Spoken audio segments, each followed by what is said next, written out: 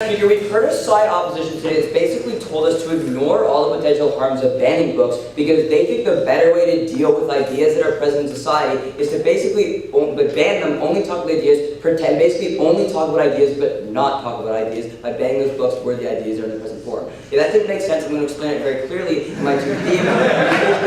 Basically, I'm going to first addressing how do we deal with dangerous ideas in the best way, and where does danger truly lie in the scenario that we've been provided through banning books. But before that, I want to quickly address the extension that was brought up right before my speech and prove to you why all of Katrina's analysis still stands and why it takes this route home. Okay, first of all, so the speaker before me got up here and told you, hey, from this perspective of the Chinese government, it's really good if we ban books because it furthers our own cause of the government. So, beyond the fact that we don't think that that was very much the debate that is present, we think the fact of the matter is that we think it's good if the citizens of any country ever, regardless if it's in the interest of the government or not, are questioning their government. I think that's one of the most beneficial things about books and about knowledge when it is spread through books. Because questioning your government means that you should be questioning whether your government is doing what is best for you, and we think that's the most important situation. We don't really care what works best for the Chinese government. We don't care if banning books furthers their cause. We care about what affects the most people in the most beneficial way. And if people in China are questioning what the government is doing because they're really poor and they're suffering because their human rights are not being attended to, we think that's good. We don't think that's bad. I think it's a reason to make sure those books don't ban. It's a good thing. But I want to move to some more relevant material, and that is through my themes, and I'm going to tell you why Katrina's point is still very relevant, it's still very important. So first of all, how do we deal with dangerous ideas in society? So basically, the main analysis we heard from front half, which came out in the bulk of Tarang's speech, was basically the way we should deal with a dangerous idea is ban the book so people can talk about why we banned the book.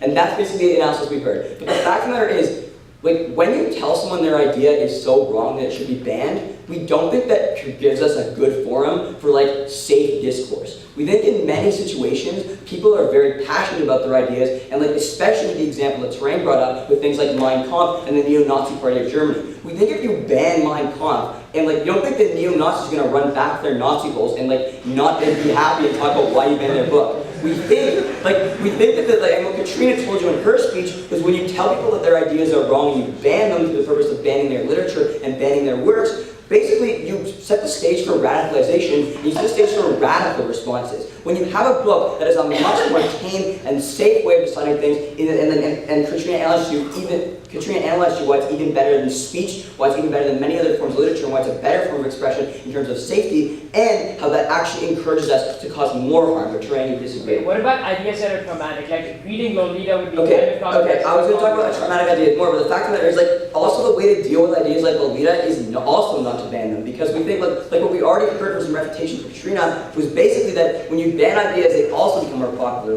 When you ban ideas, the fact that something is banned makes it very much more popular. And we think that here on the government we should be very much more concerned, not with if somebody reads Lolita as a child and somehow gets obsessed with Lolitas when they're a child or something harm with that. I think a major issue is when you're banning books that can cause radicalization when the people respond to their ideas in a very negative way. We think that's where true harm lies. Here in the back half of government, we've shown you the massive potential for a great deal of harm to happen in society when you ban books that people believe in. When you insult people's ideas and tell them that they are worth banning, what happens is they respond radically, they respond in dangerous ways, and we think that discourse should happen in safe places like in books. Through Katrina's analysis, we heard that books, the great thing about reading a book or reading any sort of work that is present on a piece of paper as literature is you as a reader have a great deal of control, right? But when you're listening to a speech, when you're listening to picketing, when someone is emotionally persuading you, you don't have a very great deal of control as a listener. And although there is some level of persuasion and dialectic present in books, we think that as a reader you have control, you can stop, you can go at your own pace. We think that makes the best form of expression. And if you're banning the best form of expression, you're giving rise to much more dangerous and potentially radical responses. And that is a massive form of banning books. So we think never banning books is the best solution to situations like that. Okay, so moving on to my next theme, where does danger truly lie in this situation? And